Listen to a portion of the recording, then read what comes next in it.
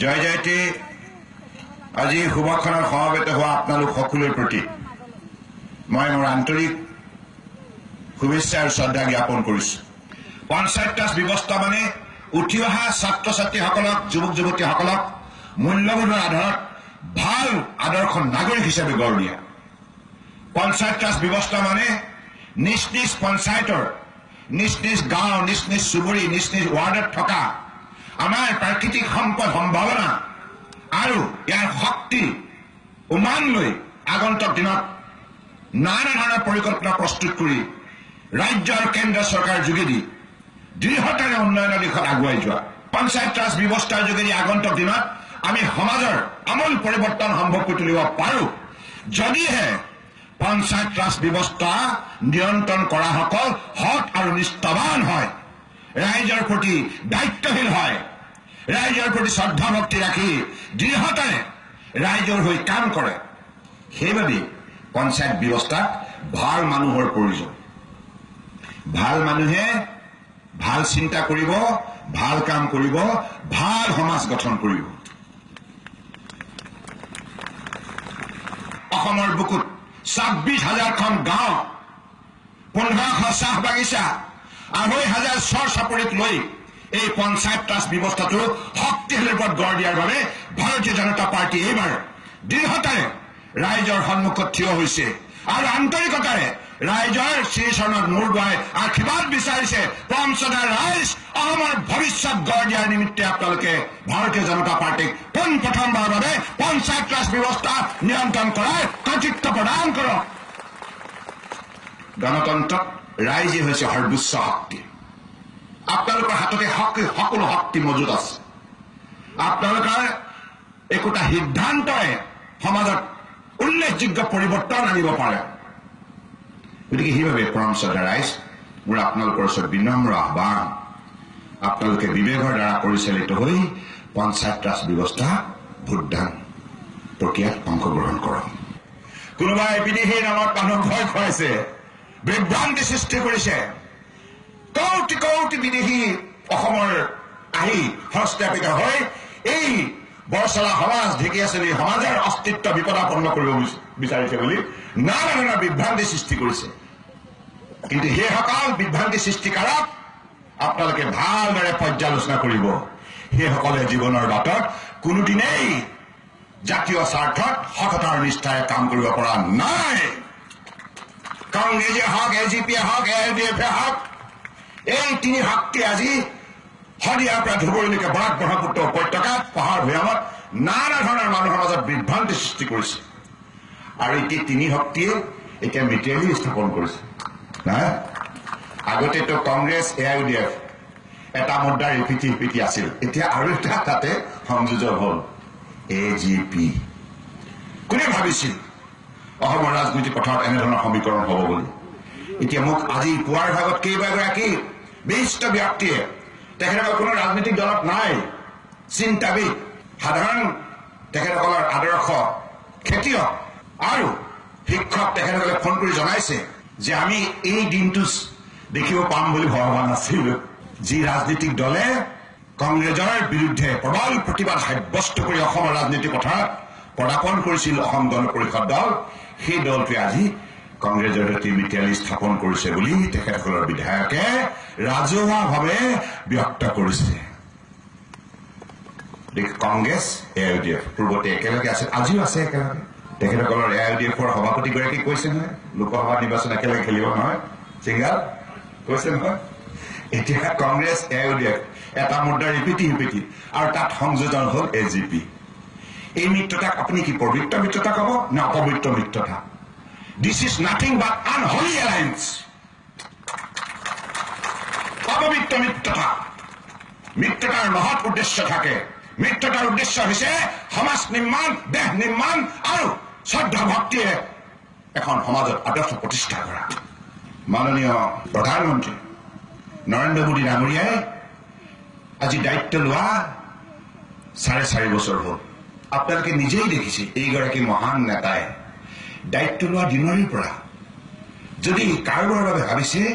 দুখীয়া শ্ৰমিক আৰু খেতিয়কৰ বাবে ভাবিছে, কাৰোবাৰ যদি ভাবিছে সমাজৰ আটাইতকৈ দৰিদ্ৰজনৰ কথা ভাবিছে সেইবাবে তেখেতৰ প্ৰধানমন্ত্ৰীৰ দায়িত্ব লৈ তেখেতে ভাৰতবৰ্ষৰ 125 কোটি জনশক্তি বুলি সম্বোধন কৰিলে সেই পৰম শ্ৰদ্ধা ৰাইজ মই প্ৰধানমন্ত্ৰী হিচাপে নহয় প্ৰধান সেৱক হিচাপে আপোনালোকৰ শ্ৰীচৰণত মূৰ দুৱাই আপোনালোকৰ আশীৰ্বাদ বিচাৰিছো আৰু ৰাইজৰ হৈ কাম কৰিবলৈ আহিছো মহান মানৱীয় অনুভূতিৰে এইগৰাকী মহান নেতাই আমাক এনে আদৰ্শ দেখাইছে যি আদৰ্শৰ দ্বাৰা আজি অসমৰ বুকুত 2.5 বছৰে 330 লক্ষ মানুহক আস্থাত লৈ বৰাক ব্ৰহ্মপুত্ৰ পাহাৰ ভয়ানক একাকাৰ কৰি সকলো জাতি জনগোষ্ঠীৰ প্ৰতি সমদৃষ্টি ৰাখি আমিও সততাৰ নিষ্ঠাৰে কাম কৰি আহিছো আমাৰ চিন্তা আমাৰ কৰ্মৰাজিত কোনো অসৎ অভিপ্ৰায় নাই সেইবাবে আমি জনতাৰ সন্মুখত নিৰ্ভীকভাৱে অত্যন্ত আত্মবিশ্বাসে আমি থিয় হৈ কথা ক'ব পাৰো যে ভাৰতীয় জনতা পাৰ্টিক আগন্তুক দিনত পঞ্চায়ত ৰাজ ব্যৱস্থা নিয়ন্ত্ৰণ কৰাৰ যদি কৰ্তৃত্ব জনসাধাৰণে প্ৰদান কৰে আমি সততা নিষ্ঠাৰে পঞ্চায়ত ৰাজ ব্যৱস্থা দুৰ্নীতিমুক্ত কৰিম পঞ্চায়ত ৰাজ ব্যৱস্থা স্বচ্ছ আৰু নিকা হ'ব এই পঞ্চায়তলৈ দিল্লীৰ পৰা যিমান টকা আহিব দিছপুৰৰ পৰা যিমান টকা আহিব প্ৰতিটো টকা পঞ্চায়তত বসবাস কৰা গাঁও চাহ বাগিচা চৰ চাপৰিত বসবাস কৰা প্ৰতিটো পৰিয়ালে শতকৰা 100% ভোগ কৰিবলৈ সক্ষম হ'ব সেইখিনি সততা নিষ্ঠাৰে আমি কাম কৰাৰ নিমিত্তে আজি পঞ্চায়ত নিৰ্বাচনত আমি অংশগ্ৰহণ কৰিছো যোৱা 15 বছৰ কাৰ্যকালত কংগ্ৰেছ দলটোৱে ক্ষমতাত অধিষ্ঠিত হৈ পঞ্চায়ত ৰাজ ব্যৱস্থা নিয়ন্ত্ৰণৰ গৰাকী হৈ তেনেধৰণে দুখীয়াৰ নামত আবণ্টিত অনুমোদিত ইন্দিৰা আৱাস যোজনা ঘৰৰ পৰাও টকা আত্মসাৎ কৰিছিল এই কথা আপোনালোকৰ সকলোৰে মনত আছে সূতা কম্বল দিবলৈ আহোঁতেও টকা বিচাৰিছিল নহয় NGNৰেগাৰ বাবে জব কাৰ্ডৰ বাবেও পইচা বিচাৰিছিল ক'ত পইচা বিচৰা নাছিল কংগ্ৰেছৰ নিৰ্বাচিত পঞ্চায়তৰ ৱাৰ্ড মেম্বাৰ হওক পঞ্চায়ত প্ৰেচিডেণ্ট হওক AP মেম্বাৰ হওক ZPC মেম্বাৰ হওক পইচাৰ অবিহনে কংগ্ৰেছে কোনোদিনেই কাম কৰিবলৈ নিশিকিলে সেইবাবে তেখেতসকলে জীৱনত কোনোদিনেই ভাৰতবৰ্ষৰ জনগণক শ্ৰদ্ধা সহকাৰে সেৱা আগবঢ়াবৰ নিমিত্তে প্ৰয়াস নকৰিলে আজি তেখেতসকলৰ চৰিত্ৰ জল জল পটপটকে আপোনালোক সকলোৱে প্ৰত্যক্ষ কৰিছে কলংকিত চৰিত্ৰ কলংকিত ইতিহাস ৰচনা কৰিলে পঞ্চায়ত ৰাজ ব্যৱস্থাত ৰাজ্য চৰকাৰত কেন্দ্ৰীয় চৰকাৰত গতিকে তেখেতসকলৰ সেইখিনি যোগ্যতা নাই সততা নিষ্ঠাৰে কাম কৰা আমাৰ আছে আমাৰ এই কাৰণে আছে আপোনালোকে ভাবক ভাৰতীয় জনতা পাৰ্টিৰ ইতিহাস অধ্যয়ন কৰি দেখিব অতুল বিহাৰী বাজপেয়ী ডাঙৰীয়াই 1980 চনৰ 6 এপ্ৰিল তাৰিখে এই দলটো যেতিয়া প্ৰতিষ্ঠা কৰিছিল জন্ম দিছিল তেখেতেই আছিল প্ৰতিষ্ঠাপক সভাপতি তেখেতে সভাপতি হোৱাৰ দিনৰ পৰা দলটোৰ ভাৰতবৰ্ষৰ জনগণৰ সন্মুখত মূল্যবোধৰ আধাৰত সজাই পৰাই যদি চৰকাৰ গঠন কৰিছে তাতে সততা নিষ্ঠাৰে কাম কৰাৰ বাবে সুশাসন ব্যৱস্থা প্ৰৱৰ্তন কৰাৰ বাবে আৰু বাজপেয়ী ডাঙৰীয়াই তেখেতৰ চমু কাৰ্যকালত যিমানখিনি আন্তৰিকতাৰে ভাৰতবৰ্ষৰ জনগণক সেৱা আগবঢ়াই গ'ল উত্তৰ পূৰ্বাঞ্চলৰ ৰাইজৰ বাবে যি শক্তিশালী সিদ্ধান্তৰ দ্বাৰা ডনাৰ মন্ত্ৰালয় গঠন কৰিলে তাৰ বাবে আজি অতুল বিহাৰী বাজপেয়ী ডাঙৰীয়া আমাৰ মাজত সুশৰীৰে নাথাকিলেও তেখেত চিৰনমস্য ব্যক্তি শ্ৰদ্ধাৰ ব্যক্তি সেই আদৰ্শৰে ভাৰতীয় জনতা পাৰ্টিয়ে কেন্দ্ৰত বৰ্তমান মাননীয় প্ৰধানমন্ত্ৰী নৰেন্দ্ৰ মোদী ডাঙৰীয়াৰ বৰিষ্ঠ নেতৃত্বত চৰকাৰ পৰিচালনা কৰিছে কন্যাকুমাৰীৰ পৰা কাশ্মীৰলৈকে অৰুণাচল প্ৰদেশৰ পৰা গুজৰাটলৈকে আজি সকলো ৰাজ্যতেই ডেকা ডেকেৰী যুৱক যুৱতী পুৰুষ মহিলা বৃদ্ধা সকলোৰে মনত ইতিবাচক চেতনা শক্তি জাগৃত হৈ উঠিছে সকলোৱে ভাৰতবৰ্ষৰ লৈ এতিয়া গৌৰৱান্বিত 2.5 বছৰ কামৰ নমুনা আপোনালোকে দেখিছে এই 2.5 বছৰ ভিতৰতো গম পাইছে আমি দুষ্ট প্ৰকৃতিৰ মানুহ নে ভাল মানুহ কেনে লাগিছে ৰাইজ ভাল নে বেয়া আমাৰ যিসকল নিৰ্বাচিত প্ৰতিনিধি হ'ব ZPC মেম্বাৰে হওক পঞ্চায়ত প্ৰেচিডেণ্টে হওক AP মেম্বাৰে হওক ৱাৰ্ড মেম্বাৰে হওক সকলোৱে আগন্তুক দিনত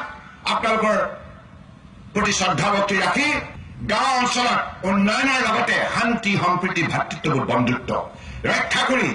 প্ৰতিখন গাঁৱত শান্তিৰ বাতাবৰণ সৃষ্টি কৰিব আমি উঠি অহা প্ৰজন্মক কোনো যুক্তিতেই জীৱন ধ্বংস কৰিবলৈ নিদিওঁ সেইবাবে একাংশ শক্তিয়ে উগ্ৰপন্থীক উদগনি দিয়া কাৰ্যক আমি ধিক্কাৰ দিওঁ তীব্ৰ ভাষাৰে গৰিহণা দিওঁ আমাৰ অসমৰ বৰাক ব্ৰহ্মপুত্ৰ পাহাৰ ভৈয়ামৰ 33খন জিলাত বসবাস কৰা 68 লক্ষ পৰিয়ালৰ মাতৃ পিতৃ নিজৰ পুত্ৰ কন্যাক সফল ব্যক্তি হিচাপে জীৱনৰ বাটত প্ৰতিষ্ঠা হোৱাটো বিচাৰে গতিকে প্ৰতিগৰাকী মাতৃ পিতৃৰ হৃদয়ৰ আত্মনাদ হৃদয়ৰ ভাষা ভাৰতীয় জনতা পাৰ্টি চৰকাৰে মূল্যাংকন কৰিব জানে অনুধাৱন কৰে গতিকে সেইবাবে অসমৰ গাঁৱে গাঁৱে চাহ বাগিচা চৰ চাপৰি চহৰ নগৰ সকলো ঠাইতে পাহাৰ ভৈয়ামত বৰাক ব্ৰহ্মপুত্ৰত আমি শান্তি প্ৰতিষ্ঠা কৰি আমাৰ দৃঢ়তাৰে অগ্ৰগতি যাত্ৰাত আমি অৱতীৰ্ণ হ'ম আৰু পঞ্চায়ত শক্তিশালী হলে ৰাজ্য শক্তিশালী হ'ব ৰাজ্য শক্তিশালী হলে ৰাষ্ট্ৰ শক্তিশালী হ'ব গতিকে ৰাষ্ট্ৰ ধৰ্ম পালন কৰিব লগা হলে পঞ্চায়ত ৰাজ ব্যৱস্থা শক্তিশালী ওপৰত গঢ় দিব লাগিব আৰু সদৌ শেষত ঢেকীয়াজুলি সমষ্টিৰ ৰাইজ আৰু বৰচলা সমষ্টিৰ ৰাইজ আপোনালোকে পুৱাৰ ভাগতে আহি বহু কষ্ট স্বীকাৰ কৰি আমাৰ এইখন সভা সফল ৰূপ দিয়াৰ বাবে ইয়াত উপস্থিত থকা প্ৰতিগৰাকী ব্যক্তিৰ শ্ৰীচৰণত মই গভীৰ কৃতজ্ঞতাৰ শ্ৰদ্ধা জনাই আগন্তুক 5 ডিচেম্বৰ তাৰিখে পদুমৰ ছবিত সকলোৱে ভোট দি ভাৰতীয় জনতা পাৰ্টিৰ মনোনীত প্ৰাৰ্থীসকলক ward member AP member panchayat president আৰু জেপিচি মেম্বাৰক নিশ্চিতভাৱে 70% ভোটদান প্ৰক্ৰিয়াত অংশগ্ৰহণ কৰি সহায় কৰিব বুলি আশা ৰাখি মই মোৰ বক্তব্য সামৰিলোঁ।